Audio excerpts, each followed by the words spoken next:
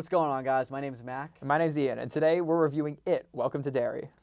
So the show takes place in 1962 in Derry, Maine. It is a prequel to the popular Stephen King novel turned movie It, and it's kind of the prequel story to how the fears of the people in It are used against them, and kind of the origin story of Pennywise. And so, Ian, you have a lot of strong feelings about this show, so I'm going to let you start. What exactly did you find wrong about this show? I guess... And by the way, we're only 2 episodes in as we're recording this. We are only 2 episodes in. You know, maybe I'm not giving it that much of a fair shot. Spoilers for this show, because it's crazy somehow. Stuff isn't happening, but too much is happening at the same time. But I just, I don't know. I'm not a big horror fan as it is. I don't know. I get scared easily. But the horror in this show is really, gory and gross out, which doesn't scare me. It just makes me... It just is gross. Mm-hmm. I don't like the baby bat vampire demon that can fly. I don't like the way that Pennywise is being portrayed. Also, I've never seen It, the original, or I've never seen the remake, so I just watched these 2 episodes. I vaguely understand what Pennywise is. He's like this clown. He presents himself as a clown. He's like this monster who uses people's fears against him and against them, and then they die of fear?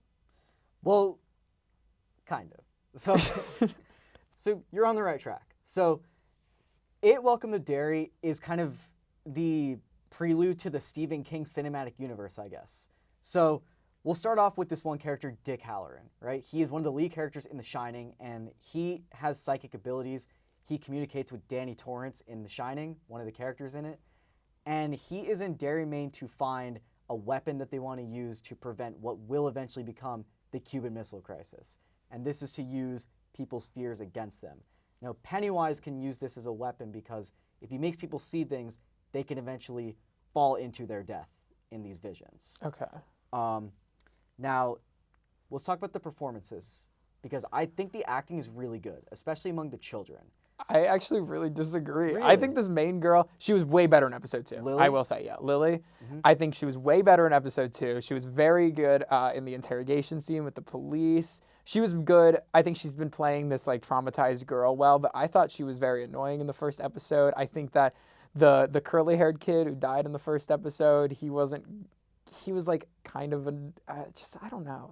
This show just doesn't click with me. I'm sorry. I feel bad about it too. No, it's all good. See, I'm a big Stephen King fan, and so I just love that all these stories are connecting.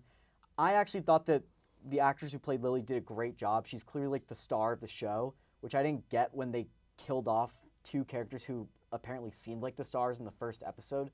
So the movie theater scene in which they're all going to see The Music Man, which leads to a clue about Maddie, their classmate, was really scary, in my opinion. I know you thought it was more gross and more gory humor, but I think it really fits well into the story and what they were going for. And I think that the fact that we're only 2 episodes in and there's just so much gore and gross elements to it, I wonder what's yet to come in this. That is true. I'm not going to be sticking around to find out what's more to come, because I just it's just not for me. I did like the actual stuff that was happening in The Music Man. I liked that part. But is it Pennywise, the bat vampire demon? Is that going to go on to become Pennywise?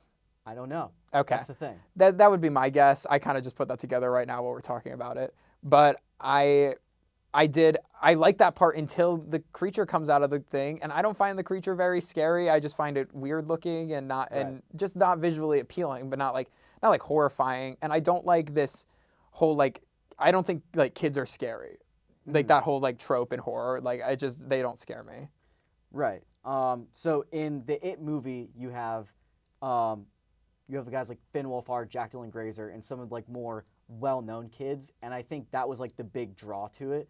So I think maybe one of the things that some people aren't connecting with it, as these are kind of newer actors, too, and probably a lot younger than the generation that was going to see It in the theaters like we were.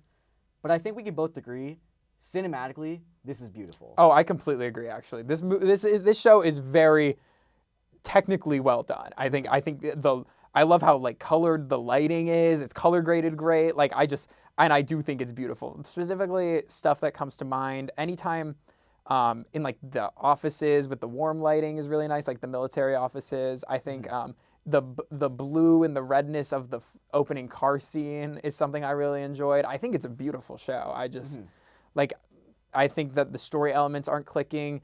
The fact that they killed off these two kids that were on the team and then immediately added two identical kids, like they just like brought them into the show and just completely replaced them. It's like, what was even the point of them dying other than for shock value? It's just like stuff like that. It's like adding up and it's making me mad.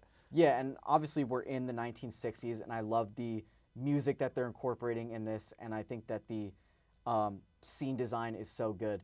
Another piece of lore that you might be interested in. So Leroy Hamlin, who is one of the people working at the military base who was brought in to oversee this project, or at least be a part of it, his son is one of the grandson, is one of the members of the original Losers Club in it. So that's just everything kind of aligning. So maybe there's like a lot of it too is just like story that like you have to be familiar with coming into it, which might be a flaw of the show.